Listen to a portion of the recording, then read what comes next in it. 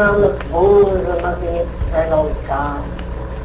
I bow before the fragrance of your opening petals in gratitude for the opportunity afforded me to bring to you my love.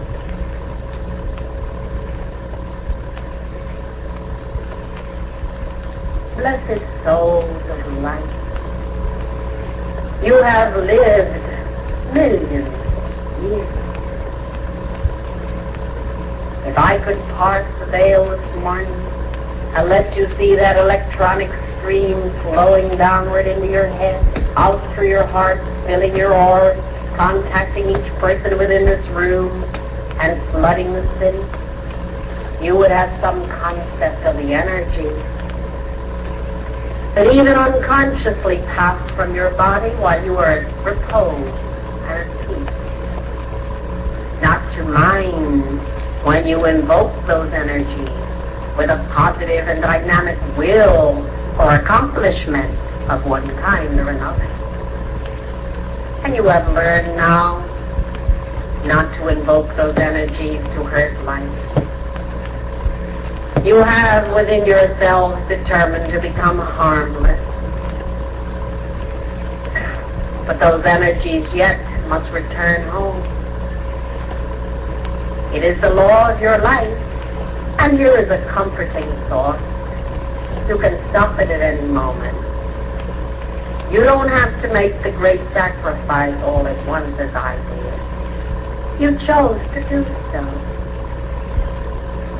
You stood before the Lord of the world and said, I shall sanctify the circle of my life through love. May I refer for a moment to your beautiful violet-consuming flame? In the East, we have called it the flame of compassion and mercy. It is of such tremendous assistance in this redemption of energy. I wonder if it has been pointed out to you the approach of the soul required before that flame is set into action. That is a flame by which you intend to purify your own miscreation. And it is joyously and vigorously employed.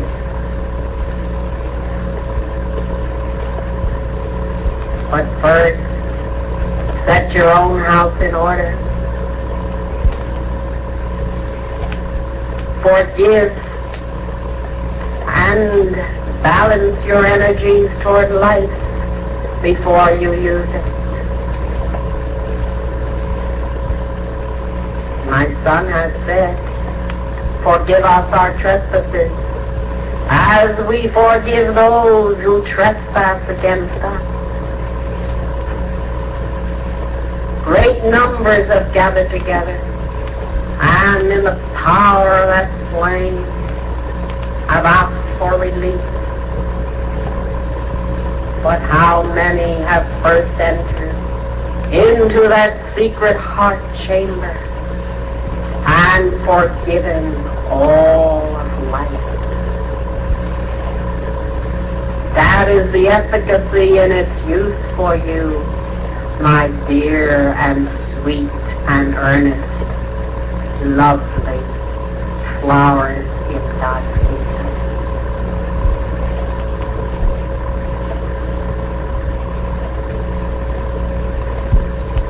It shall be done unto you according as you do unto others. And this violet-consuming flame has not been manifested in its full efficacy by any of my beloved Saint Germain's children,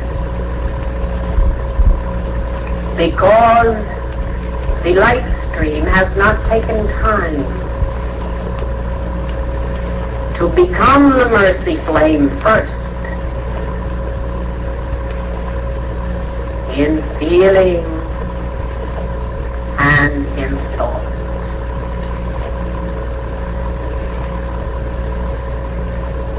You see, the law, my precious heart, is so impersonal and yet so practical. What you wish for others, you must first, and then you shall receive.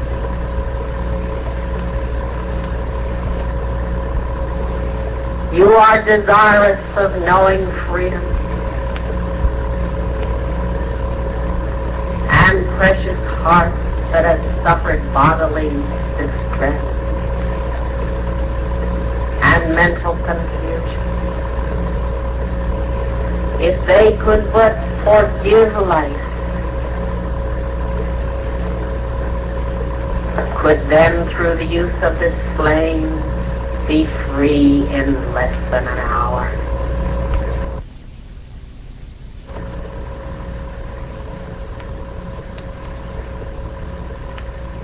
I thank you for your thought of me.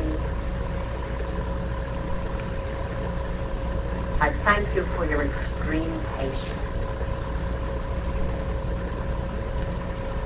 I thank you for your life, because it is your life that made it possible for me to come.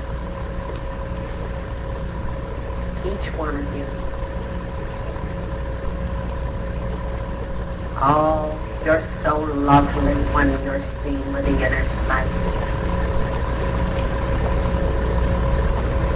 And if I were to ask of the karmic board one move, it would be that you might see each other once and know the sincerity in the heart and the desire to live.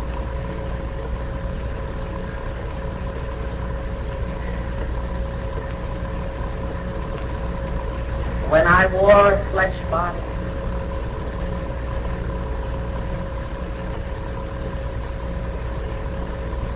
I had found that peace sufficiently so that those who entered my aura experienced a moment, a fleeting glimpse of nirvana.